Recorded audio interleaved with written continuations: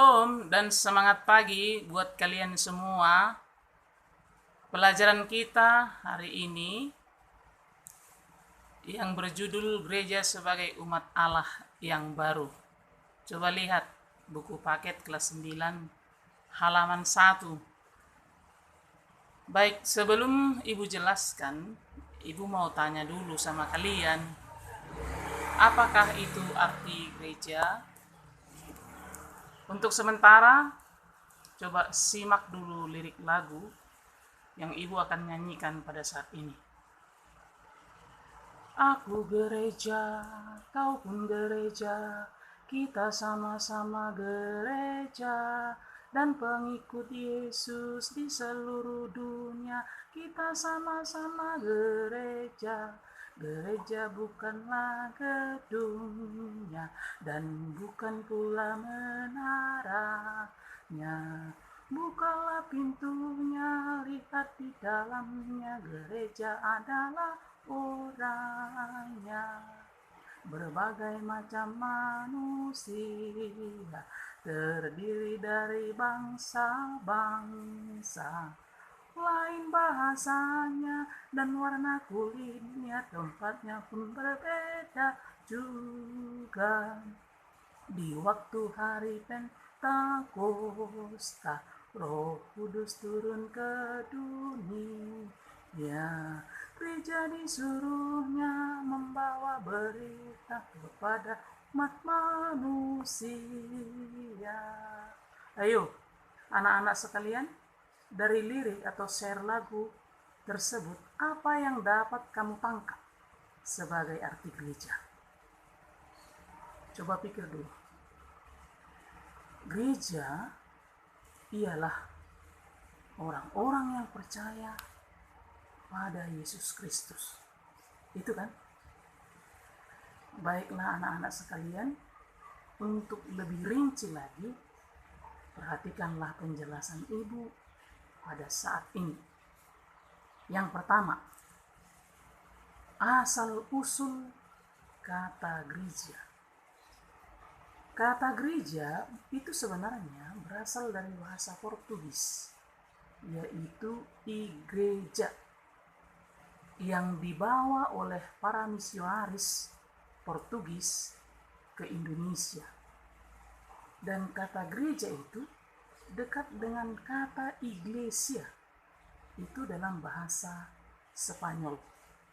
Kalau dalam bahasa Yunani, Kitab Perjanjian Baru, bahasa asli Alkitab Perjanjian Baru, itu disebut eklesia. Menurut bahasa Yunani, ada dua kata yang berhubungan dengan gereja. Yang pertama, kata eklesia. Yang kedua, kata kuriakon. Eklesia itu berasal dari kata exit dalam bahasa Inggris, artinya keluar. Eklesia artinya dipanggil. Secara sederhana, eklesia artinya dipanggil keluar.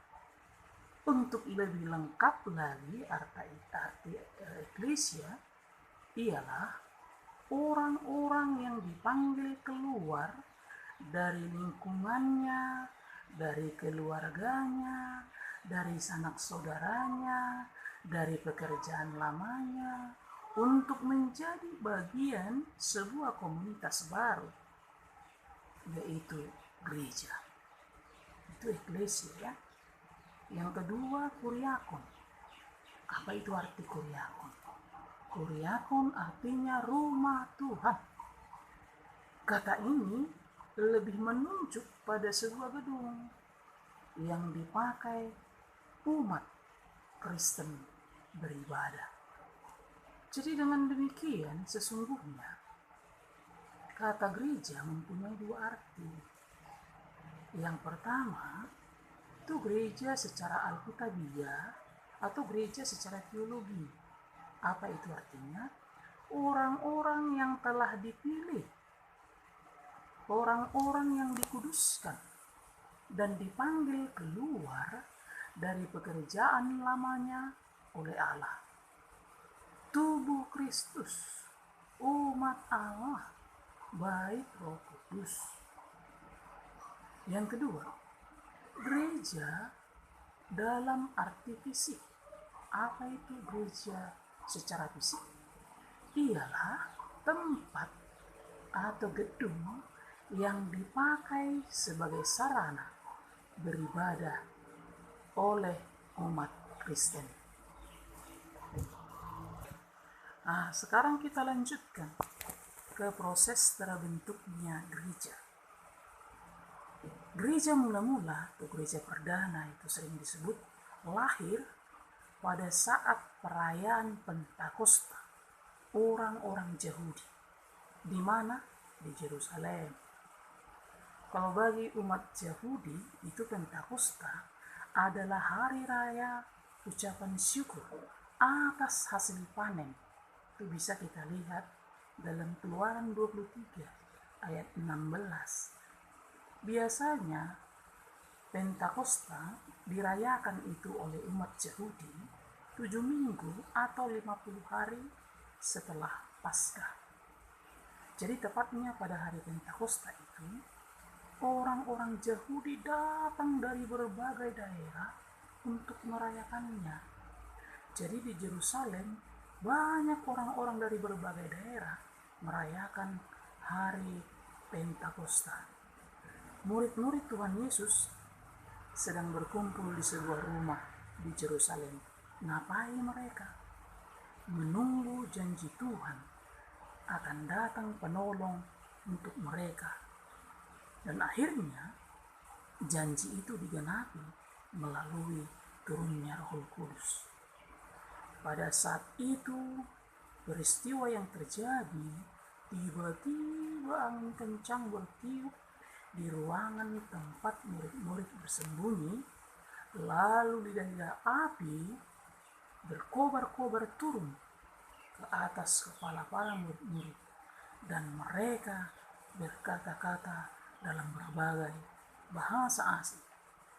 Yang luar biasa, semua orang yang mendengar mereka pada saat itu dapat mengerti kata-kata mereka, dan mereka banyak yang terheran-heran, yang walaupun sebenarnya sebahagian ada yang mengejek mereka dengan mengatakan kepada mereka kalau mereka itu mabuk anggur. Anak-anak sekalian, apa yang disampaikan oleh para murid pada saat itu? Yang mereka sampaikan bahwa Yesus yang disalibkan, yang telah bangkit dan naik ke surga, sungguh-sungguh berkuasa. Kemudian orang-orang banyak yang mendengar itu bertanya kepada mereka, kalau begitu, apa yang kami lakukan? Salah satu murid Tuhan Yesus yang bernama Petrus jawab mereka, bertobatlah, hendaklah kamu memberi dirimu dibaptis. Yang luar biasa, pada hari itu juga ada sebanyak 3.000 orang yang bertobat dan memberi dirinya dibaptis. Dan yang 3.000 orang itulah sesungguhnya yang disebut dengan perkataan eklesia dalam bahasa Yunani. Kalau sekarang dalam bahasa Indonesia itu disebut gereja. Merekalah yang dimaksud gereja perdana. Merekalah yang dimaksud gereja mula-mula. Jadi anak-anak sekalian, yang menarik dari peristiwa itu ialah bahwa gereja perdana, gereja pertama dibentuk itu bukan gedungnya, tetapi apa? Orang-orang yang percaya pada Tuhan Yesus. Dan itulah yang menjadi umat Allah yang baru.